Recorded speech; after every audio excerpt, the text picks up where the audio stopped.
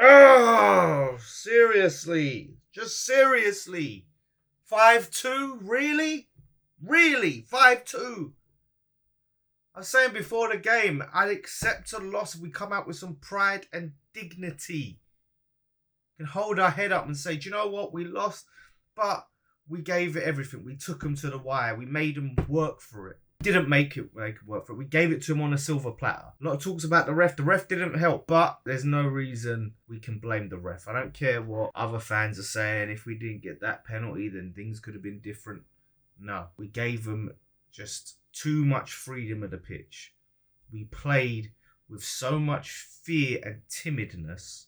What were we expecting? Absolutely cowardly approach from the manager.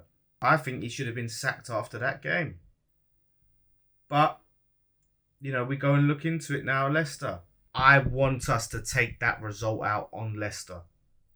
We have to destroy them. We have to go and get our dignity back. This is why, as much as I think a lot of players deserve to be dropped after that performance, every single player that played in that Arsenal game needs to start against Leicester to prove that they are worth wearing this shirt, to try and get their dignity back.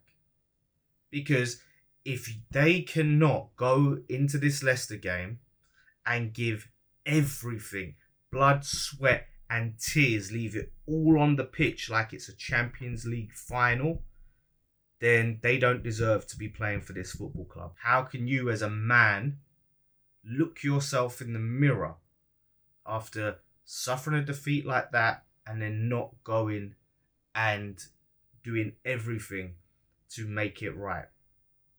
And yeah, it may sound like I'm being a bit melodramatic. It's just football at the end of the day, but it's everything to us fans. It means the world. There's people going into work today, kids going into school today, just having to deal with the brunt of it. We spend a lot of money. We live and breathe this game. I don't care if people think I'm being melodramatic. Go out and leave everything on that pitch to make it up to the fans, because that was absolutely pathetic. You can sit there and say, oh, but it's Arsenal, Like, I'm not seeing them do that to teams on a weekly. You're not seeing it. They played Forest at home. They didn't put 4 past Forest in the first 30 minutes, did they? How often are you going to see them do that? Not very often. But we did it. And I just can't get behind this man. He's so uninspiring. I hear him talk in press conferences. And I'm a big thing about, personality and what you say and how you say it isn't anywhere near as important about what you deliver. But he's not delivering. And I look at him and he just seems like such an uninspiring figure. Everything about him doesn't sort of excite me and get me motivated. So I don't know how he's getting the players motivated. Because clearly they weren't motivated. And if they can't come to this, I don't care about a new manager bounce. The guy has not had a chance to fully train this team. So the only way there's going to be a bounce is nothing to do with his training, his coaching, drilling. It's going to be due to them having a new renowned energy and passion and going out there and proving themselves to the new manager, working hard because they're excited. They want to prove something to the new manager. So if we can't match that and exceed that with our own passion and hard work on the pitch, then there's something wrong. It's not an excuse. I'm not sitting there and saying, oh, well, we didn't win, but new manager bounce. Where's our new manager bounce? I haven't seen it. So I'm not trying to hear any excuses. Just go out there and give everything, which I didn't see yesterday. I want us to go and be first to every ball. Fight for it. Even if you can't be first, you're competing and battling for every first, second balls. You're pressing, yeah? You're getting back quick when you need to get back. No jogging around. And Antonio is where he needs to be. Like I said, I would make changes, but I want those players to have the chance, not that they deserve it, but to go out there and make it right. So yes, Antonio, I will put him out there and let him prove himself, because he had a good game against Newcastle. He needs to prove that he still deserves to be starting for West Ham. People accuse me of blaming him and scapegoating him or whatever. Antonio is not the reason that we're losing these games, no. But he's a player that is underperforming for what we need. So of course I'm going to call him out. I'm just so frustrated, man. I really am. It's just, I get it. It worked. I come into this season thinking it could start slow, thinking we might not click straight away. Lopetegui has had a full pre-season. He apparently studied us for 6 months. Was heavily backed in the transfer window. And we've not seen anything in terms of progression and identity and something that we can get behind and be excited behind.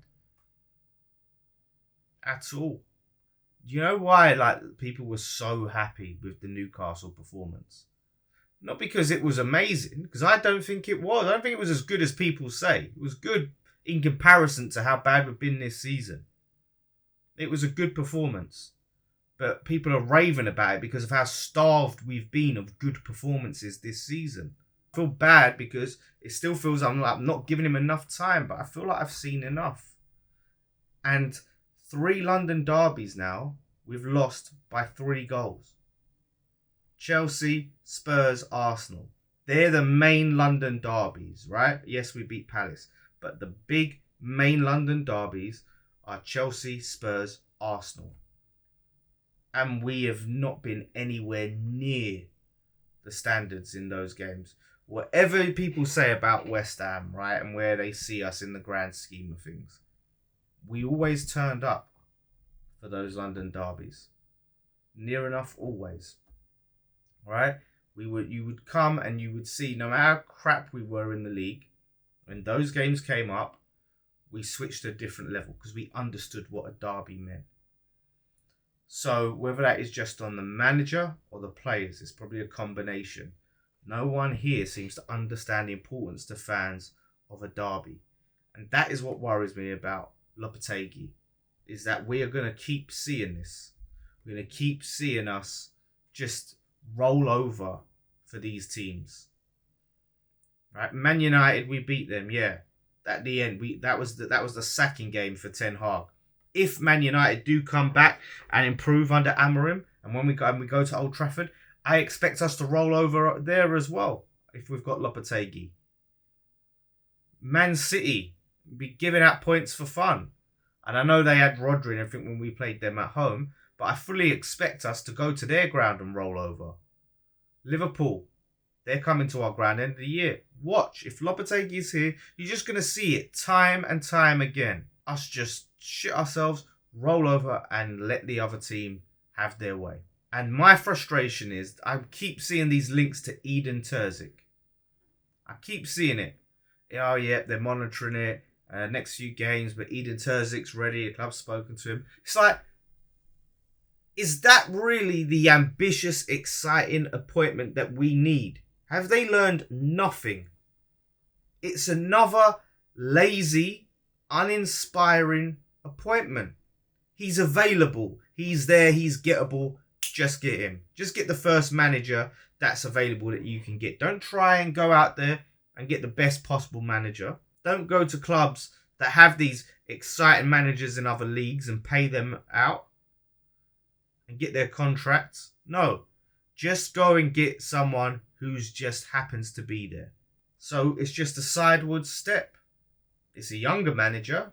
That's good. That's not the manager, the coach, that I think is going to take us to the next level or even get us back to the level we'd been at under Moyes. I looked at Chelsea. I watched the Chelsea game. Enzo Maresca. He was at West Ham. Look at here. Look how they play football. Look at the work ethic. You see, that's what we want to see. The team just constantly moving, pressing. That's the sort of football I want to see us play. I know we haven't got the players that Chelsea have got to spend a lot of money, but I want to see us to aspire to try and play that way. Try and work towards having a team that works hard, that tries to progress the ball up the pitch as quickly as possible. That's all I want. But we haven't seen anything from Lopetegui to suggest that we'll ever see that from him. And Sullivan lacks any sort of ambition. He will always, always hold us back. As long as he's in charge of this club, we will always be handicapped. We will always be playing with one arm tied behind our back. As long as Sullivan's in charge, because he never will make the best possible decision for the club. He will always try and take the safe, easy, lazy approach. The cheap approach, I should say. And that is what he'll get with Edin Terzic. So, I have no faith that sacking Lopetegui will breed any sort of positivity in the club long term while Sullivan's in charge. But I will say, I'd rather try. I'd rather take my chances than continue with this. Leicester game. I'm not going to be content with a 1-0 or a 2-1. Just go and nick it last minute or whatever. I want to see us go out there and dominate. Go out there and give the best performance of the season. Can't even just be equal to the Newcastle game. Like I said, it has to blow that out of the water. Prediction, I'm just going to go out there and say 3-0 West Ham. We're going to ruin the new manager bounce. The proper new manager bounce anyway for Leicester will be the next game once Ruud has had a proper training time with him. So, like I said, no excuses.